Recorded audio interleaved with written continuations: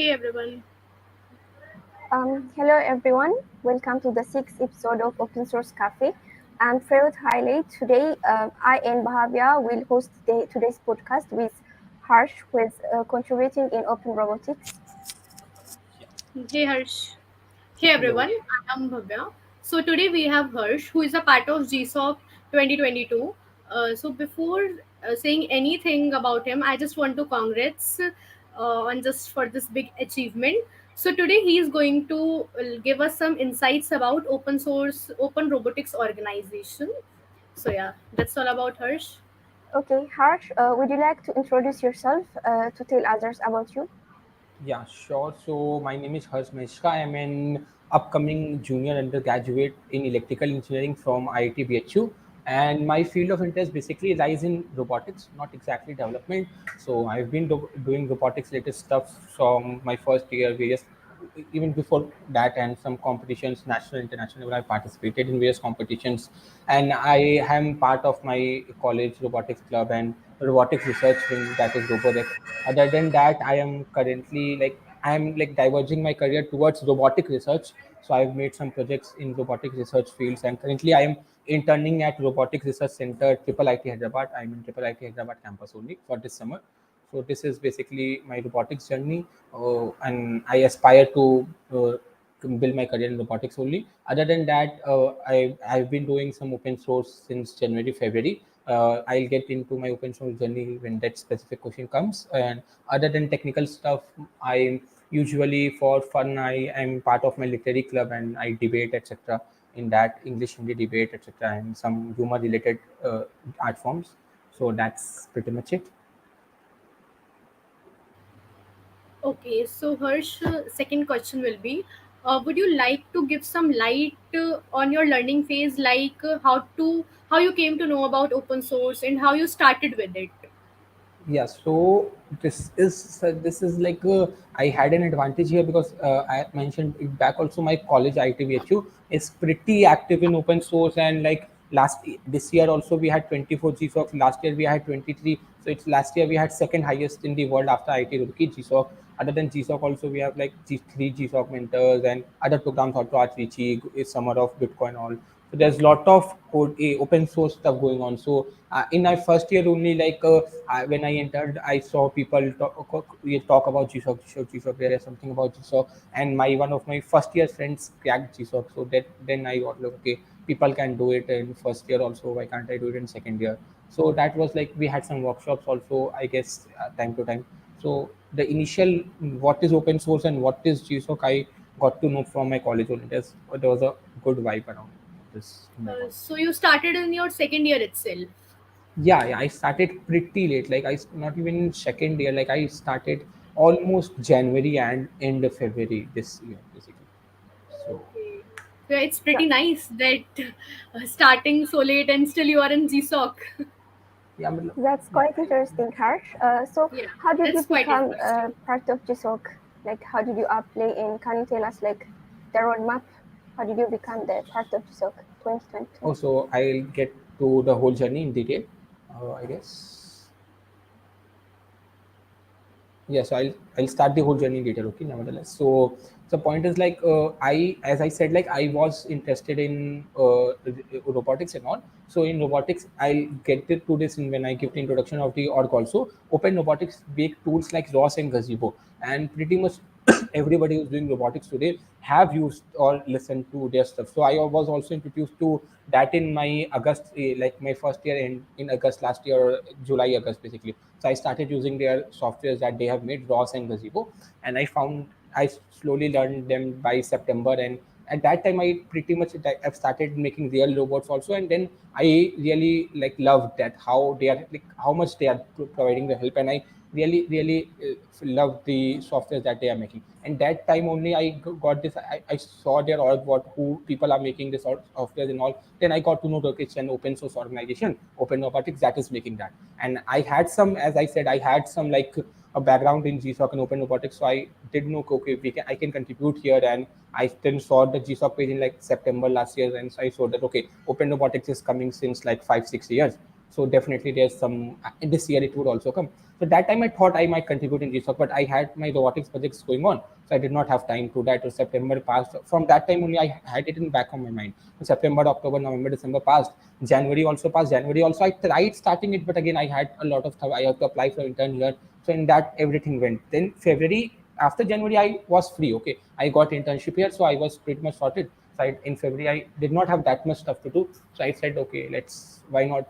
It's been a long time dream. And also there was something about like GSOC, like from last year when I saw last year only when results came and everybody was getting so much attention, people who cracked it. So there was something that I also will crack it someday. And there was some, and also at the same time I wanted to contribute to open robotics very very strongly. I wanted to contribute to, I wanted to meet people who are at open robotics who are making this wonderful softwares. So both the feelings were pretty strong in February. So I said, okay, let's try it. So, but it was not that easy because I am not in development background, as I said. So I had pretty much no knowledge of development at that time.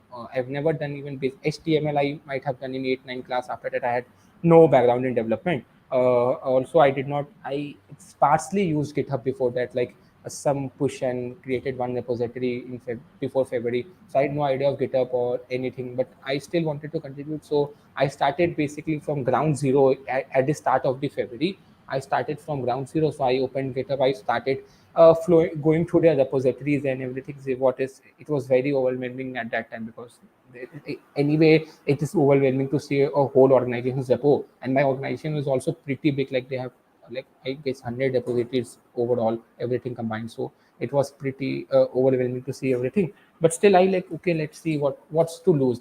It was like there's nothing to lose anyway. This time is free. If I can't contribute this year, I'll contribute next year. If I can't clear GSOC this year, I come next year, I'll contribute the whole year. But that was the whole idea. There's nothing to lose here. So I, with that idea, I started. So then as I said, I started staying there because positive 1 day, 2 day, 3 day, 4 day. Then I started installing I worked in Gazebo. That was one. Most of the development that was happening is in ROS 2 and Gazebo 2. They are new versions, so they are developing them. So of course the development that is happening in them, but users basically use ROS and Gazebo because that is more stable. So I started then installing Gazebo 2 and all. Then I followed that tutorial. Then I found some tutorial documentation errors, and that too also like pretty basic. So I like let's give a PR, why not? So I gave some 212 documentation PR. That was also very ill written PRs because they were my first PRs ever. So that was very ill written documentation PRs. I merged 1 2, and then like I mailed my mentor basically. So they have around that time. I'm like it was not around start of it. This was around 25th January. Around I started. Okay, so around 1st 2nd February, I have wasted a week in just reading their repositories. There was nothing significant happening. Then I went through their GSOC like this page. Like they at that time they uploaded idea list. Okay, around 1st February they uploaded their idea list. So I went through their idea list. So I went through the projects which I can contribute. So I found one project which was like to be honest a bit easier than other ones. One project was a bit easier than other ones. So I immediately like, okay, I can try in this might. So I mailed my mentor. So I made my mentor okay, I'm preparing for GSOP and I'm very much interested in Ross and Gazebo in your organization. I'm very passionate about it. You can see my background also, and I want to contribute in this project. This I said okay, this matches my field of interest because at that time too, I did not have any knowledge, and that project was is in then my current project also is in CMake. Okay, and the point is like I did not have much background in C++ also, and CMake to zero background. But still, I entered the mail. What will happen? I see whatever. So my mentor was pretty good. Okay, so he replied back, and he replied back with a very detailed. He first asked which project you want to contribute. I told him, and then he replied a pretty detailed email. Okay, this is the problem that we want to tackle. These are 5 6 repositories. Then you can go forward, and this you go and you build them and you test yourself that these problems are happening, and then you test yourself and then you give some feedback on it. So I like okay, then that was like some straightforward work. I after 8 10 days I got okay, this I have to do. So then I started learning CMake. As I said, I did not know see what CMake is. So 3 4 days I learned CMake, and then I did what task my mentor said. I built everything, and I faced similar issues that he mentioned in his project idea. okay, this. So I also faced similar issues. And then when I faced, then I documented it everything. And that email I wrote very nicely. Like I took almost 8 to 10 days to write a reply to that email, and that was very detailed. Like I wrote at the point was that my project was also for a new user, that a new user faces these issues. So let's create a tool for new users. So I faced them issues. So I mentioned everything very nicely, and that email was very well written. So I after 8 10 days I wrote that email, and then my mentor was, and that time the organization list also came. So Open Robotics was selected again. So my mentor replied, "Okay, you have done like pretty good. You have pretty good idea of what you are doing. So you post a community email. You post a community post that I want to work in this, so that no one else work on this project. And then you start doing this." And this he guided me basic to, you can do this, you can do this. And from there everything started. Then everything basically started. So this was the starting phase. And then he used to give me some direction regularly, and I used to finish those work and then show him, and then everything started. So this was basically start. So it was difficult after that also. That the point was I did not know much C++. I never practiced. I know, but I never practiced. CMake I have no idea. Also very less idea of GitHub. So I made a lot of GitHub errors, like very bad PR, unsigned commits, and I've done all that shit while contributing on the organization. So I started and I contributed. I gave a good amount of time after that. So whatever he told me, I started doing it. And then I also measured some previous year G-Shockers in my organization on LinkedIn. So it's pretty good. People can use LinkedIn very nicely. Like people, I also did not know before this, but then I mentioned that people reply usually. So I measured a lot, like 3 4 people who have cracked G-Shock, and I asked for their advice also, that what I can do. And at the same time, as I said, my college has a lot of G-Shock culture. To also have a mentorship program. So everyone gets a mentor. Basically, whoever applies for program gets someone who have cleared a GSOC last year. So I also got a mentor, and I asked him also if I had any problem. I used to message him that, okay, this has happened, this has happened. So he also guided me at the same time, and I was pretty lucky that he was also a very good mentor, and my organization mentor was also a very good mentor. And the people on the LinkedIn also replied very nicely. They guided me, okay, you should do this, and they told that, okay, you start doing PR also. You start like implementing the project itself, because that's something that happens in my org. So I started implementing my project, and then around 1 month this went on. At the same time, I had to come to offline college also. So I took some 10 days break there, because I had to come to offline college first time. Then after offline, settling into offline, I started contributing again, and I merged to till the end. I managed to merge 6 PRs something. And other than that, basically I implemented 30 40% of the project basically. So that was the main deal breaker. My mentor had a meet basically 15 days 20 days, like around 8th or 10th March. He wanted, and I showed him my work, that okay, I've implemented this much. And then he was pretty impressed by that work, that okay, you have done very good job, that you have implemented 30% of the project already. And I am pretty sure that you can convert this. So I think there the deal was made, that okay, I can surely convert this. I showed them that I can surely convert this. And then I finished that. I made a proposal also. I asked from some previous year GSOC guys for their proposal, and I kind of combined their 2 3 proposal I got, and from that I kind of combined the proposal, and then I showed it to my local mentor, my college mentor. He approved it, and I mailed him, and surely I guess I made a very good proposal for my org, for my org, and then I submitted, and I got selected. So this was the whole journey, I guess. Okay, it seems very interesting. Like, according to you, with tech stack, community, mentors, all things matters. Yeah, like mentor is the one of the biggest factor, or supportive mentor, I Yeah, can yeah, say. definitely. Like because I was like pretty dicey when I started. Okay, I see what it is. Like I was there to explore. So if my mentor would have not been that cooperative, he would not have replied. He would have given lame replies that you do on yourself. So most probably I would have backed off, because I had other things going on, and this was not that much of a priority at that time. Later it became, when I gave a lot of time, then it was a priority. But yeah, a good mentor was very important. Okay. Yeah. So, Harsh, would you like to tell all of us how you choose the organization? Like, which factors you consider, or can you please share your screen and show all of us the code base or organization thing, whatever is allowed to share? Okay. Can you please do Okay. it? So I'll give an introduction of my organization basically. Na. Yeah. So yeah, so first, how I selected the organization, I covered it basically. That I was working on that tech stack. I was working the software that organization built. So it was pretty clear for me that I have to work in this organization only. So I never saw for organizations that I saw for other organizations that uses ROS and all. But I finally thought that why to contribute in an organization that uses it? Why not to contribute in an organization that makes that software? So it was pretty much sorted for me from first day, that because I had some affection with the organization itself. Currently also I aim to intern there after this GSOC and all.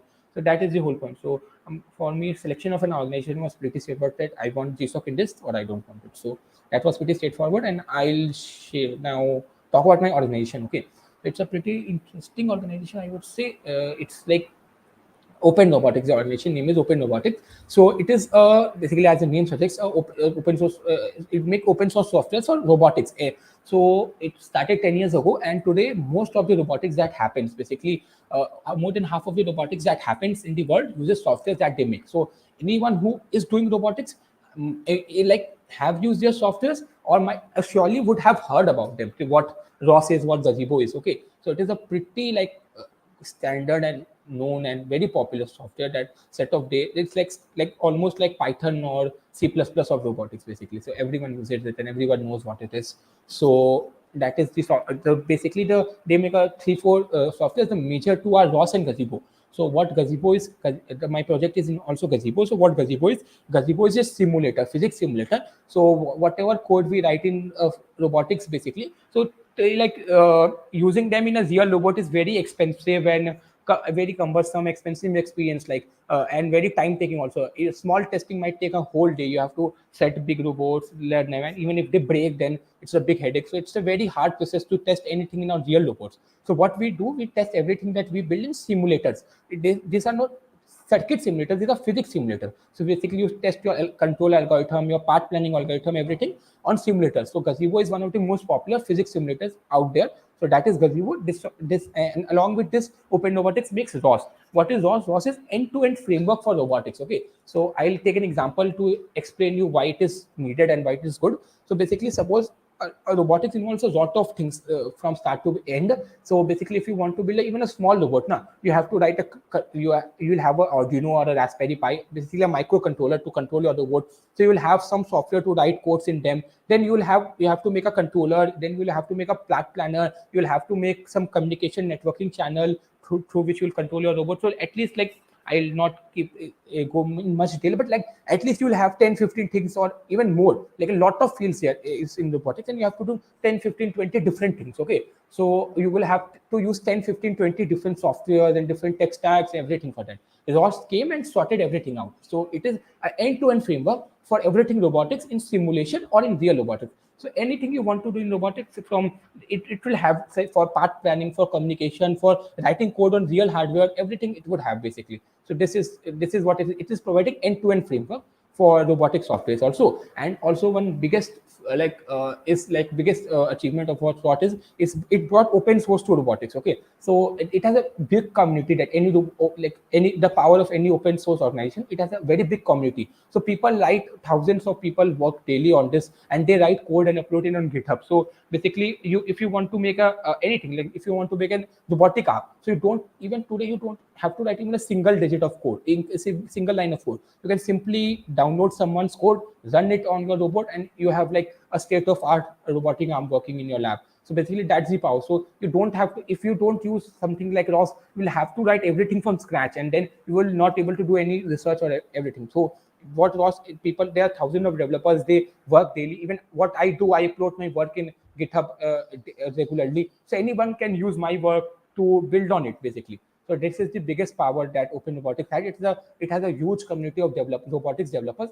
They work day in and day out.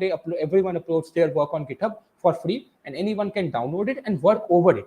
So that is so you don't like even applying state of the art algorithms basically. Someone might have spent 10 years writing that, but you can today apply it with a click. So that is basically my organization, Open Robotics. A brief intro to Open Robotics. Now, should I get into like community pages, etc.? What? Uh, Yes, you can. okay, so Community I pages or your code base. What is your project you are working on?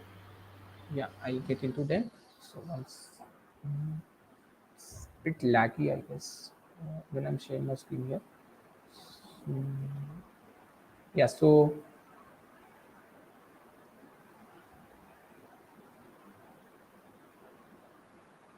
for getting started in my organization, first I'll say you have to have some background of using the softwares they are making basically. So this is ROS. You can simply visit wiki.ros.org and you will. It's a very nice documentation. So you can install ROS etc. in your system, and even if you don't have much background in robotics or you don't have any physical robots, you can do stuff in simulation. They'll have very nice and very detailed documentation, I would say, because it's an organization that's working for 10 years. So it's a very nice and very detailed documentation. You can simply go to ROS wiki and you can start by basically using the ROS software basically. And for Gazebo, similarly for Gazebo, we have I don't know. The screen is pretty laggy. I don't know why it's happening. Nevertheless, so for Gazebo also you have Gazebo documentation, gazebosim.org/docs. You can simply go to get started and start install the software and start playing with simulations. It's pretty cool to work with simulations. So you can basically start from these two websites. They have very detailed and nice documentation. Anyone can get started even if you have no background in robotics. So this is from where you can start basically. So once you have a pretty good hold of the software itself basically, so what they are making, you need to understand basically to contribute, because else it's pretty meaningless to contribute. So I would say do like at least spend 10, 15, 20 days to at least use ROS and Gazebo and get a pretty good idea of what they are doing. Then for community pages, there are two community pages. For ROS, basically there is ROS Discords, and for Gazebo, there is community.gazebosim.org. So you can simply make an account here, and everybody puts all of their work here and this. And so there's no Slack channel or like that kind of thing. Like a lot of orgs have Slack channels or whatever, like what do you say, Medium and Element and this type of stuff. So this is a very big org, so it can't have that kind of stuff, because then there will be too many people. So this is like an open community page basically. So if you want any kind of help in getting started, you can search previous year posts. There are a lot of posts on getting started. I also read them when I was getting started. You can also read them by simply searching here and searching on Gazebo. All simply you can write start your own topic and write simply shoot a question that okay, this is me, this is my background, and what I want to get started. Someone would reply. It's a very active community page, so someone would definitely reply in a day or two. So I think my screen showed or something. Yeah. So someone would reply in a day or two. So you can get started by this two. These are two community pages, and I gave you into the getting started page. Also, one sec. Just- Hmm.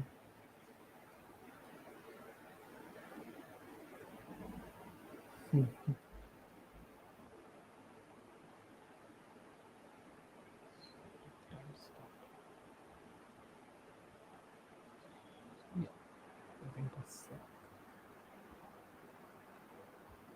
So yeah, other than that, I'll give a brief introduction about my project. What also I'll just wait. I'll just show you first some of like organization repositories. Basically, I'll show you. So as I said, there are two things basically. ROS and Gazebo under my organization. Both come in GSOC also. So like under one name only, open source, open robotics. So they come in same name only, but yeah, they are basically two softwares. So you can simply search. I don't know what's happening. Like, when I share my screen, it's pretty like the whole thing is lagging. Should I reshare my screen on this? But I'll reshare my screen. Yes, you can reshare your screen, I guess.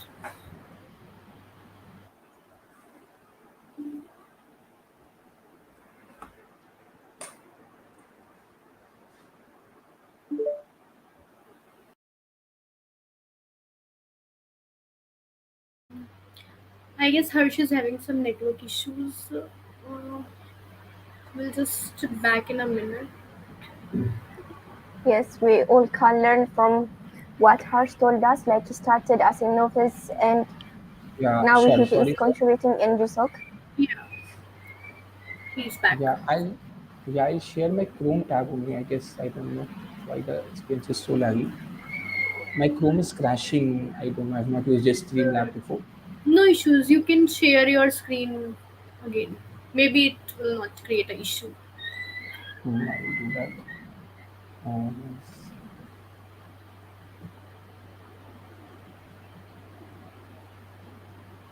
so I'll share a tab only. So I'll show you in this tab only everything. So yeah, I'll show you. This one is way better. So I'll show you some of the community repositories. So basically, as the project I am contributing is Gazebo basically. So this is Gazebo's repository. So yeah, there are a lot of repositories. So if you want to get started, I'll say you can start from like I am contributing in CMake. Basically, I'll show you the repo. So I am contributing in CMake basically. You can start with you if you are starting you can, yeah, I'm computing in CMake. If you want to start, you can start with Gazebo also. ZZ Gazebo one repository is that is the main repository. You can start from here, or you can start from any of these repositories. So this is Gazebo, and similarly there is ROS basically. ROS. I'll show you. Mm,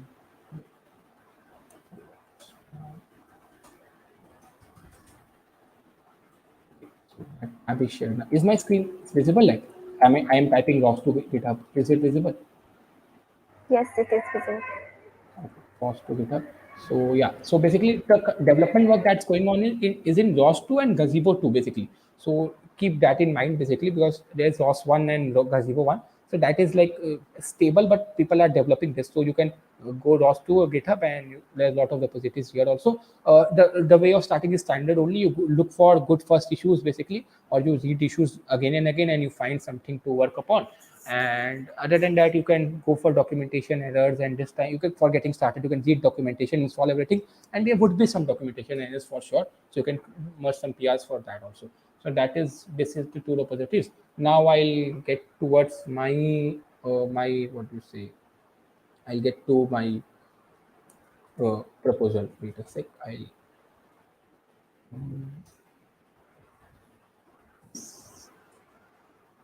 show you this. This is also a nice website. My one of my seniors made it, gsockorganization.dev. If someone wants to like this, basically, you can like search for GSOC organizations very nicely from here rather than from searching it from site. So there are all of categories and technologies and everything. So that's a pretty nice made site. gsockorganization.dev. One of our seniors only made it. So yeah, you can try this. But now I was going for GSOC. I'll show you my proposal one second. Don't get too influenced by my proposal. Go for your own, but yeah, you can definitely take some ideas here from here.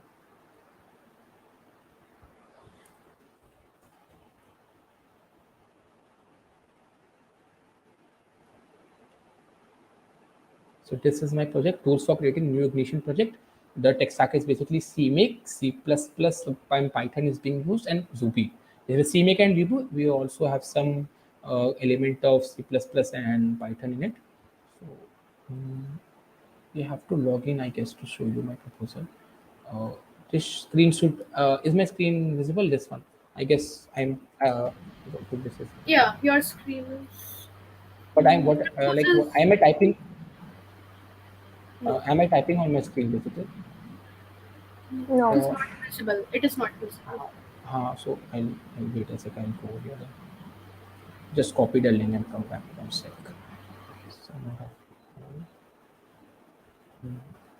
So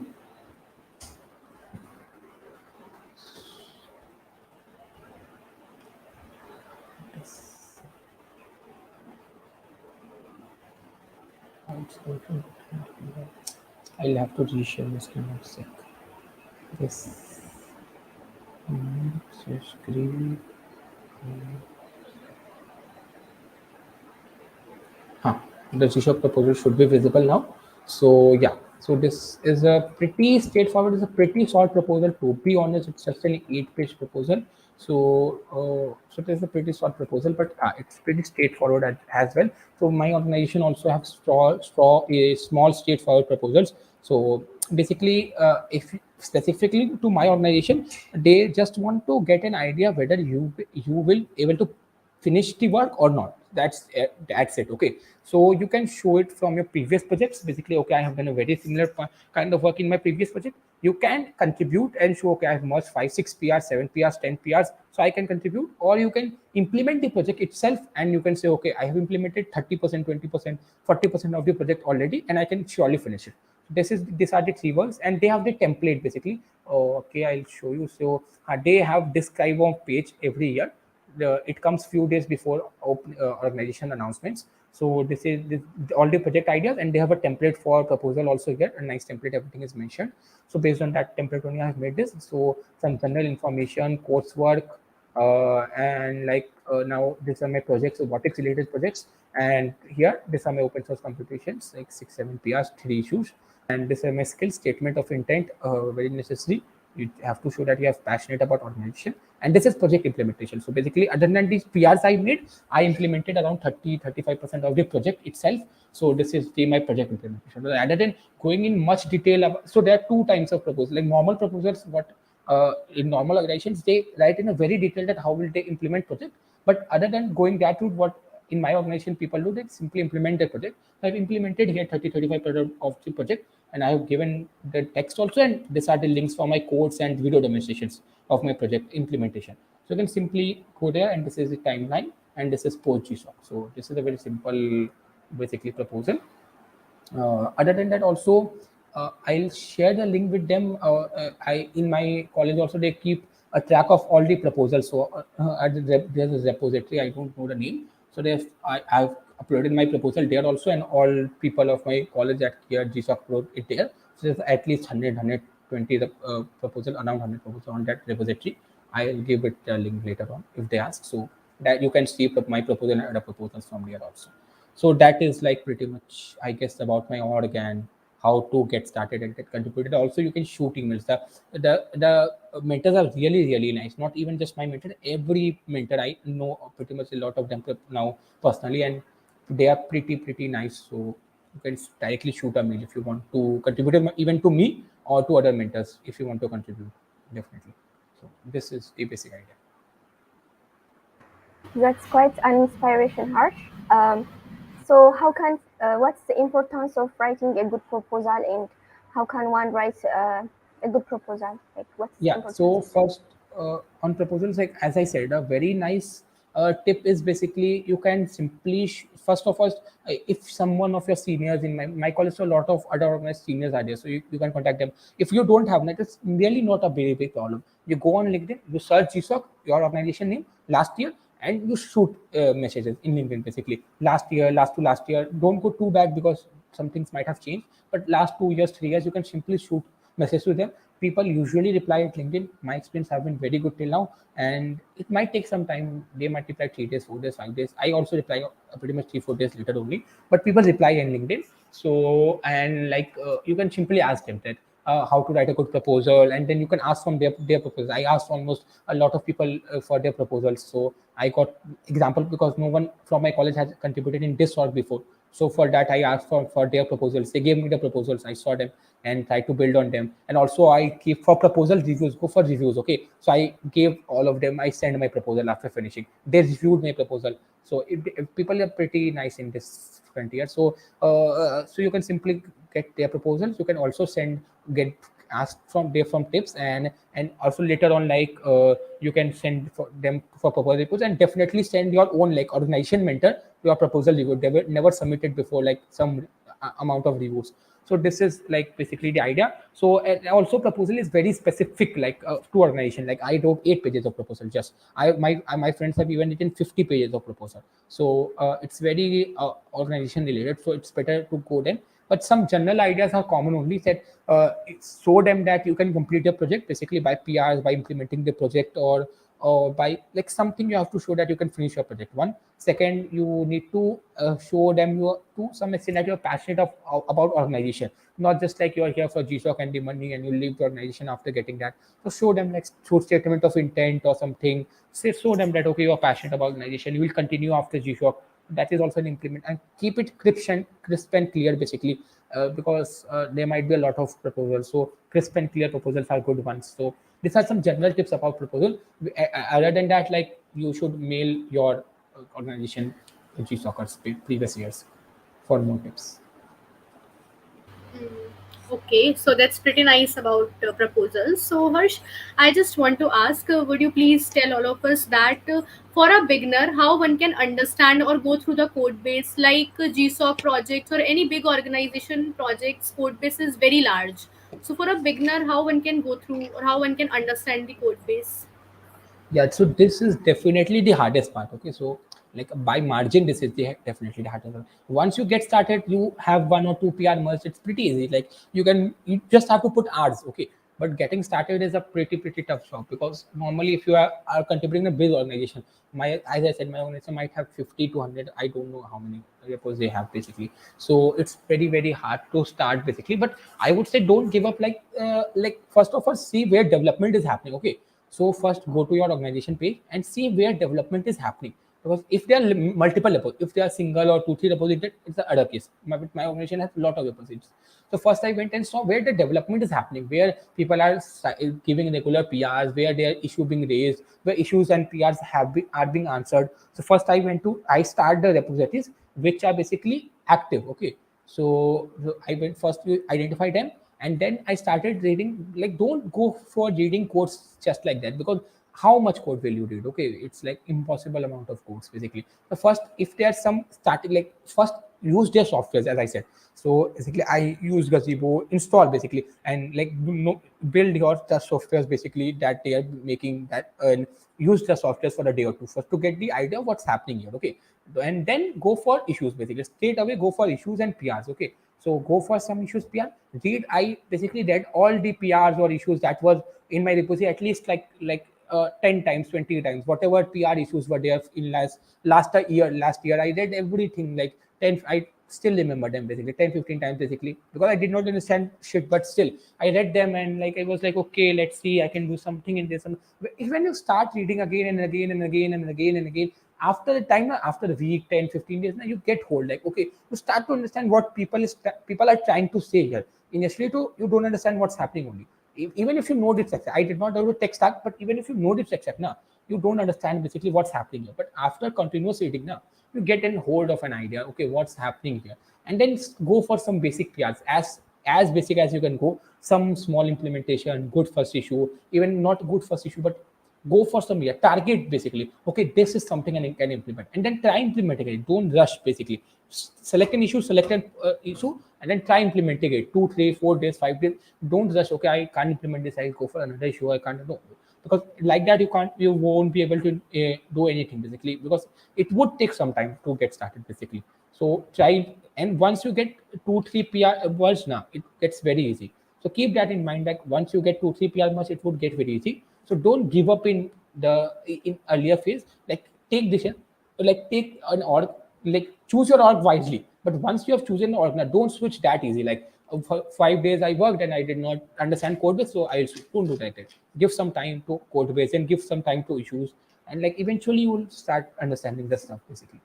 And do target it. Don't go for reading the code base or something. Like how much code will you read? It's impossible to read code bases.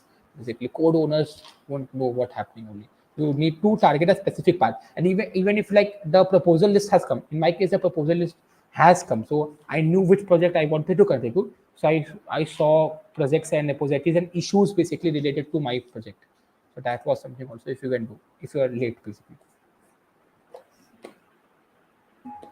That's interesting, Harsh. Earlier, you told us you got supportive mentors in your contribution to open source. So, how one can communicate with mentors, and what is the best way to engage in communities? So basically, this is different for again different organizations. Some have, if small organizations I see, they have Slack channels or something like that, so they can directly communicate on that. My channel organization is a big, so there was nothing like this Slack channel. There was just community like Discords and all, but that is basically for everything development. It's not specifically for GSOC or a beginner basically. Or you, even if I would have written a post, so I don't think I would have gotten much help basically in that. So that's a very general thing, okay, and very huge basically. So in that kind of organization, if it's a small organization, you can simply write on Slack that I'm getting started. Someone please help me and guide me. Someone would reply definitely. If someone is not replying, then your organization is pretty much dead. So you can shift organizations at that time. Don't go for a dead organization. It's not worth contributing. Okay, So if your organization is not it, someone would reply. And for organizations like my big organizations, what I did, there was no communication channel, so you have to mail only. The mail was the channel to communicate. So I mailed my mentor. I asked him also if there's another channel. He said okay, you can mail only. So in mail only you talk. So that is first, decide the channel, and also talk to your mentor like regularly. Talk to your mentor, shoot your doubts. Basically, there's nothing to lose to when you ask your mentor something. Okay, don't fear too much. You ask some doubts and what's up. Don't ask too much doubt also, because like then it gets messy, and you, so because you have to figure your stuff out in open source. But yeah, you can not ask doubts about ideas and everything and how to get started, and like shoot mail basically. Okay, how to get started. He will reply that how to get started, what to do, how to get started, and I want to contribute in this project, how to get started in this project specific. So he will reply. Go for specific emails or even general ones. People would reply, and try to regularly reply to your mentor. Keep in a regular good touch, and try to show him that you are doing work also at the same time. Don't like just ask questions. Like show him like, okay, I yesterday or day before yesterday I did this much. I pushed my code in a branch or a repository. I have created my public fork. I have pushed my code in my fork, so you can check that out. I have merged this PR, these two PRs I have merged. You can check them out. So the mentor should feel that you are into this project, and that's like most probably he would steer the conversation from here, I guess. And mostly the mentors are good only in open source. My friends, a lot of friends have also cleared it, so I know from their experiences. In some rare cases, the mentors are not that responsive or not that good. So I also don't have much idea of that cases. So that's it.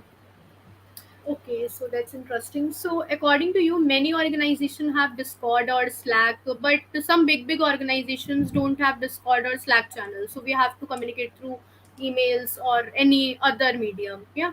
Yeah, yeah. So, They but mention it somewhere how to how okay. to. Okay. So, I just want to ask that what is the value of non-code contributions in open robotics organization on in general? Like, what is the value of non-code contributions? Like, now many people are interested in documentation part, in templates part, or whatever. So, So it's like, what's your purpose basically? I would not say like it's not if you are contributing in documentation. So people won't consider that much.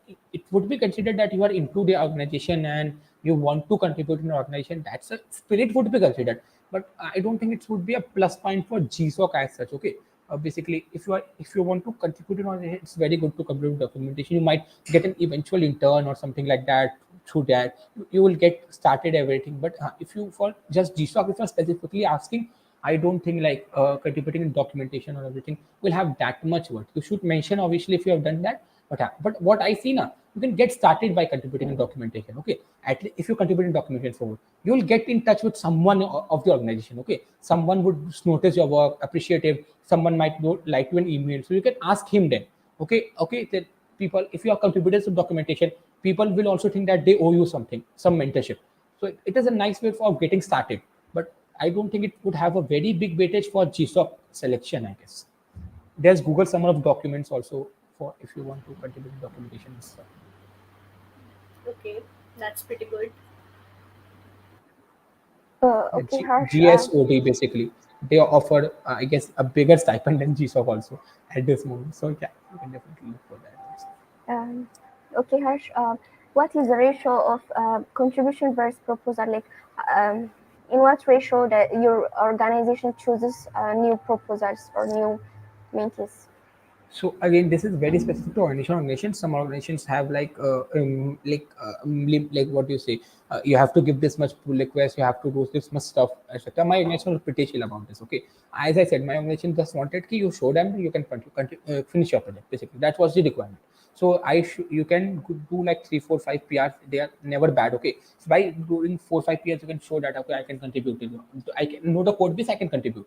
If you don't, if you are unable to do pull requests, okay, then you can try implementing your project. And if you're not of course you can from your proposal also you can show, so like that I can contribute like from your past experiences project basically. So I would say proposal is pretty important. Depends on your equation also, like basically if you're at a very nice equation with your mentor basically, that he knows you from a month or two and you have been in meet, basically you have contributed a lot of code. So that in that case, like proposal does not matter. But if it's a competitive thing, like a lot of people are contributing, you don't know mentor that well. So in that case, mentor will judge you on your proposal only. So in that case, a proposal is very important, I would guess. But if you have a very nice equation with mentor or the organization and you have been contributing a lot, then I think the proposal is not that important, because its proposal is basically you're telling yours about yourself and how you'll do stuff, everything. If he knows already, then obviously it's worthless. But if it's not, then the proposal is pretty important, I guess. And I have seen people just clearing, not only in my organization. My mentor that I got from in my college, he contributed Intel. So he also started even later than me. He started around 10 12 March, okay. And in his year last year, and he did not have any PR. Basically, he had two documentation PRs and I guess one code PR, or what I also don't remember is. And his selection was solely based on proposal. He wrote a very detailed, nice, and great proposal basically. And his selection was based on just on proposal. So proposals can get you selected basically. Okay, so that means it depends on organization to organization, like they are going to select on the basis of contribution part or on both or just proposal things work. Yeah. It's very organization specific. My organization, I said, I told about it. Okay, so like I just want to ask, uh, like what is the benefit of contributing to open source? Not just to some open source programs like MLH or just GSOC. It's like what is the benefit of contributing regularly or just contributing to any open source organization? This is a very good question, and it's a very nice thing people should understand. Also, to be honest, I did not understand this when I started. I started because of GSOC only. GSOC, and I wanted to contribute to organization also. So first, if there are two cases, either you are contributing in general organizations, or like in my case, I had the love to organization. So if there's something organization that you want to work in, and that in that case too, it's a lot of benefits. Like you can go for an eventual intern, and if I want to work in open robotics, so just the feeling of working open robotics is pretty nice. Like I use their software day in there, and at night I contribute to that software. So that feeling is pretty nice, that I'm working contributing to something that I'm using day in day. So that is very nice feeling one. And you can get eventual interns, even job offers in organizations that you contribute. And if you, even if you remove that angle that you don't know love a specific organization, okay, in general contribution there's a lot of benefits, a lot of things that I learned. First, like writing nice codes, okay. I used to write very bad codes when I started, okay. All of my initial PRs would have like comments about spacing and this and that. So first you learn to write professional codes, okay. One, then you learn to how to collaborate, basically the biggest thing you learn, okay. So like there are thousands and thousands of people working, and there's no professional channel to continue there's no Google Meet, there's no voice, there's nothing. So suppose like I did some silly thing in a PR, okay. I launched that PR, someone would review that PR in 5 days, okay. If then he'll say, okay, you did this silly thing, you please recommit, okay. So I'll do that in another 5 days, and then he will again review in 5 days. So like a silly mistake will cause you 15 days of delay, because there's no channel to communicate. There's no, I can't write him in WhatsApp, call him, or shoot him an email or anything. There's no channel of communication. So you learn to collaborate in a huge group, basically. That you have to keep in like when I used to write code before now, I used to write very shit code, and that a code like it's like only I could understand that code, and if someone else wants to use it, I have to say, okay, this is it. But now I write very proper codes, and like you start writing stuff with perspective that someone else, like someone else's perspective, like a person who is not that knowledgeable about your code, how will he perceive your code? So it gives you a very nice experience of working in huge groups, okay. So that whole learning is, I think, very very important. Working not small teams, also working like huge teams, and working with people you have never heard of, never talked about, and or like working with unknown people, and just through a message, that is also 5 days 6 days one message. So that is a very nice skill to learn. One, so writing good codes, working in huge groups you get. And third, working in like professional, basically how to work professionally, because okay, we are in second year, third year, first year, we'll get the experience of companies basically in when we get we pass out basically after 4 years 5 years basically. So but by open source you get that experience now only. Now I am working in organization. It's organization earning profit. It's a proper organization. It's not a charity organization, something like that. It's earning profit. It's a very big organization. So you get the feeling of doing a job basically. You get the feeling of corporate some to some extent in like in your college year basically. So that is also a very good like skill to learn. Or and last thing, that learning curve is like literally very good. Like the learning curve is very steep also to some extent, but it is very good to learn. Like you start figuring out when you figure out basically everything on your own. Again, there's no mentor. There are mentors, but you have to figure out stuff on your own in open source basically. So there's a huge learning curve. I learned a lot of things in 2 months basically about development, C make, C++, Ruby, Python, a lot of things, even GitHub, how to use GitHub. So I learned a lot of things. So the learning curve is pretty great in open source. So these are some benefits other than this programs. That's pretty That's much quite interesting. Yeah. uh, that's quite interesting, Harsh. Like I personally learned a lot from you. What's your suggestion for like newcomers who are novices in contributing in open source? Yeah, so my suggestions would be first, like this is like my view, to find an organization that like go for choosing organization very nicely. If you could find an organization that you like, love, that you want to contribute, that was will be way better than contributing some random organization. First suggestion. Second, like don't give up that easily, because again I said the learning curve is pretty tough, and to getting started is very tough. Okay, very tough, one of the most toughest things I faced in lot of time. So basically, I answer that question later. So like complete this. So that is basically to don't give up in start. Okay, once you start contributing, things would really get easy. So don't give up in start. Give your 10, 15, 20 days, a month. If you are really into it, then give some time. Okay, don't give up it in start. So that's the second suggestion I'll give. And also like just don't do it for the purpose of some like some GSOC and all.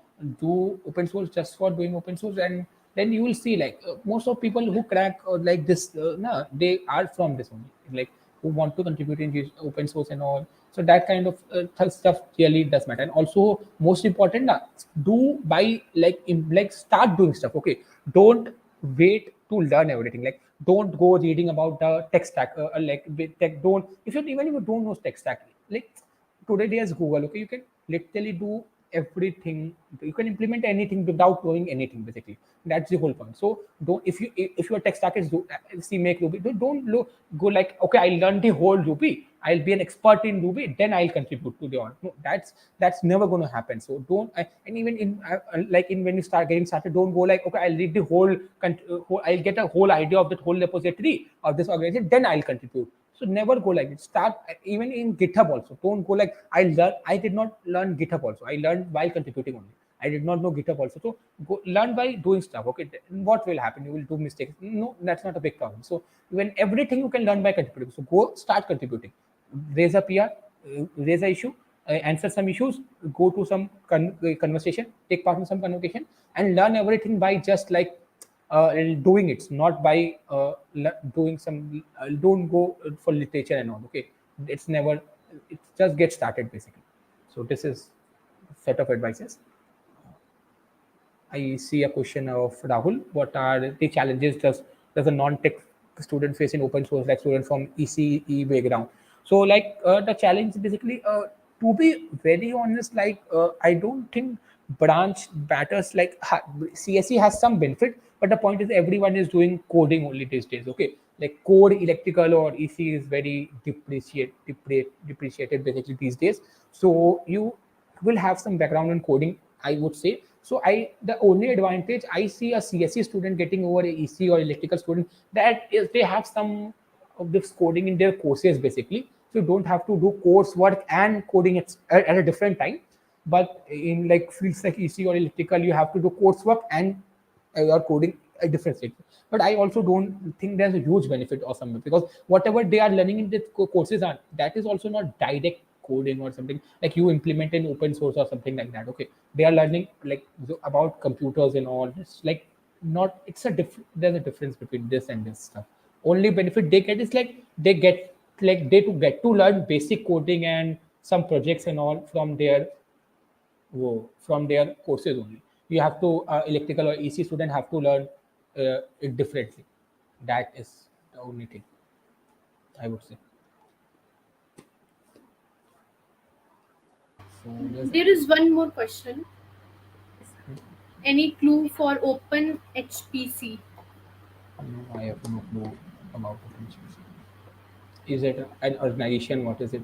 No idea. So if anyone wants to ask some more question, you can ask. Like he is already giving us his so precious time and sharing very insightful knowledge with all of us. So if anyone wants to ask any question, you feel free to ask some questions.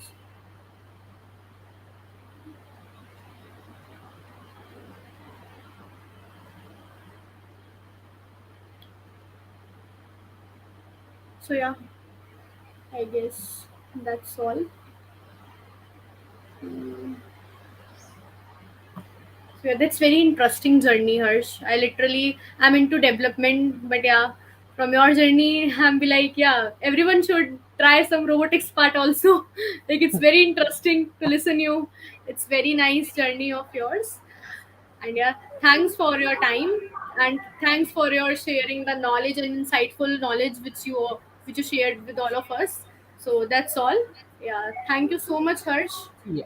Yes, Thank and Harsh, thank you you. thank you very everyone, much. and Yeah, thank you thank you everyone for who's host. watching.